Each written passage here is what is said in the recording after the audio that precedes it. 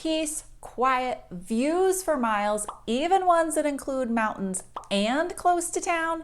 Sound good to you? So what is this amazing little town most people haven't heard of?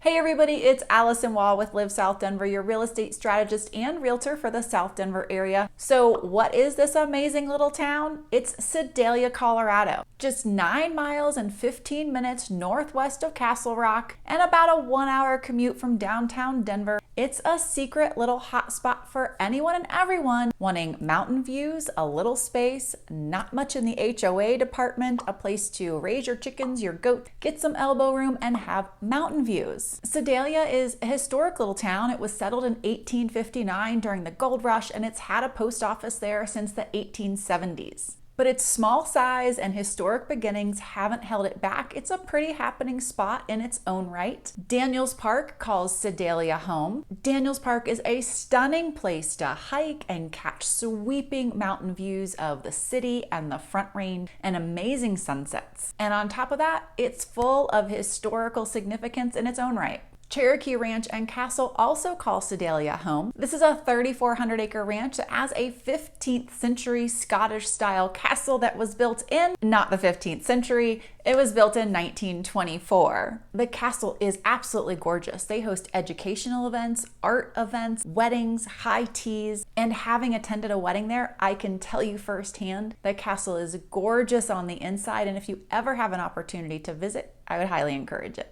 Sedalia is also the gateway to some of the very best fly fishing in all of Colorado. Some would even say in the world. Deckers, Colorado is about an hour from Sedalia. The mileage isn't that far. It's just that you're on these beautiful winding roads and the speed limit gets pretty low in these canyons, but you're out on the Platte River and the trout fishing is world renowned out there. And you're heading through Sedalia to get there. And maybe one of the most important things for folks who live in Sedalia, for being a small historic town tucked between bustling suburbs, they have a handful of really amazing restaurants whose reputation precedes them. Okay, so let's talk Sedalia real estate. And if you haven't grabbed yours before, go down to the description box below when the video is over and grab your South Denver relocation guide. It's free and just for you. In the last 12 months, only about 75 homes sold in Sedalia. 18 of those homes were at $1 million and above in price point. 9 were 15 acres and above, and 9 were 15 acres and below for lot size. And the home sizes ranged drastically from 3,600 square feet, plenty big, to over 12,000 square feet. We are talking mansions, people. 27 of the homes that sold were between $750,000 and $999,000. 2/3 of the lots in this price point were 5-acre parcels. 5 acres is a pretty common parcel size in all of the South Denver area, whether you're in Franktown, Elizabeth, Sedalia. So it's not so much that it's necessarily tied to the price point, it's just a common parcel size. The remaining lots were larger, running up to 50 acres in size. And the home sizes in this price point ranged from 1,550 square feet to 6,600 square feet.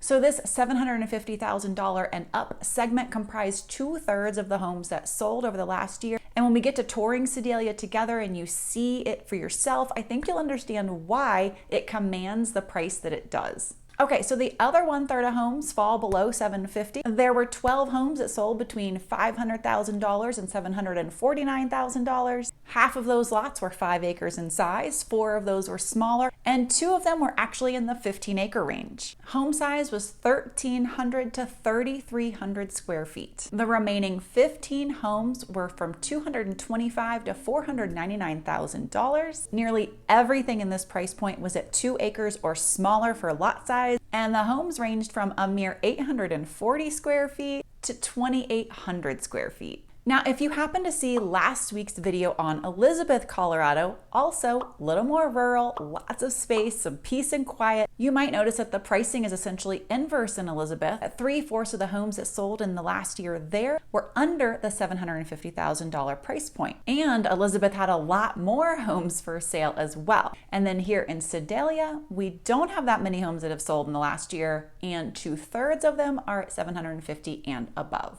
So why so few homes home sales in Sedalia over the last 12 months. There's a couple reasons. Unlike Elizabeth, Colorado, which has a lot of new home construction going on, some densely populated neighborhoods, Sedalia has essentially no new construction. There are areas where there are custom homes being built on large lots and you can have exactly the home you want, but these are not built on 1/10 or 1/3 acre lots. These are built on large parcels. The other reason, turnover is really low out here. People come and they stay because they love it. Now, there are people that are moving out because living on acreage isn't all roses and sunshine. There are challenges, and some of those challenges include acreage maintenance. That means you have fire mitigation, you have to handle snow maintenance and removal. I mean, if you have a lot of acreage and your driveway is like a 1/4 mile long, you've got a lot of snow to move if you want to get out of your driveway and head into town once the plows have come through on the main roads. If you have large fields, you're gonna have to mow that down, possibly bay up that grass so you can sell it for hay. There's a lot that goes into having large parcels of land. There's also the possibility that if you live off of a private dirt road, you and your neighbors are gonna be responsible for maintaining your dirt road, getting rid of those potholes that show up when there's lots of water and runoff and after the change of seasons. If you've been on public water your whole life, transitioning to well and septic is new. Some people don't like that, others feel entirely comfortable with it. As you may suspect, getting out of town means your cell coverage and your internet coverage can be a little more spotty and iffy, and that definitely holds true in these more rural areas. And being in this rural and beautiful terrain means you're more remote from people and services and closer to wildlife.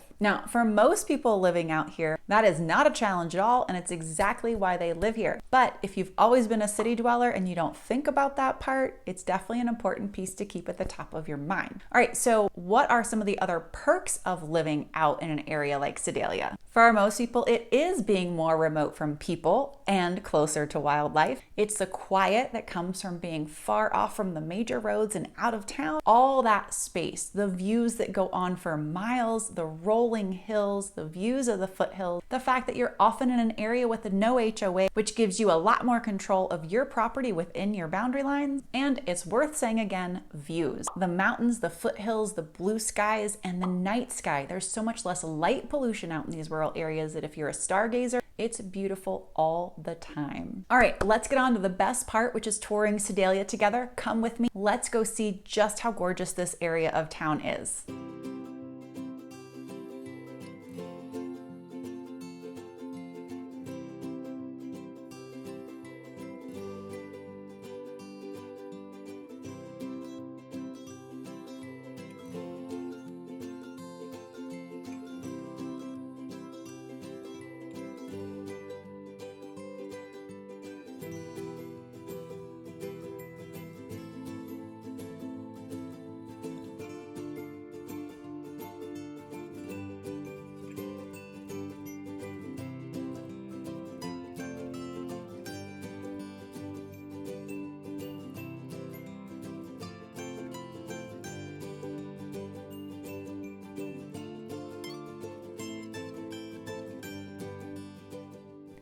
Thank you for visiting Sedalia with me. I'm so glad you came along. If I can answer any questions for you about moving to Denver, please reach out to me. I would love to connect with you. Hey, I will see y'all next week.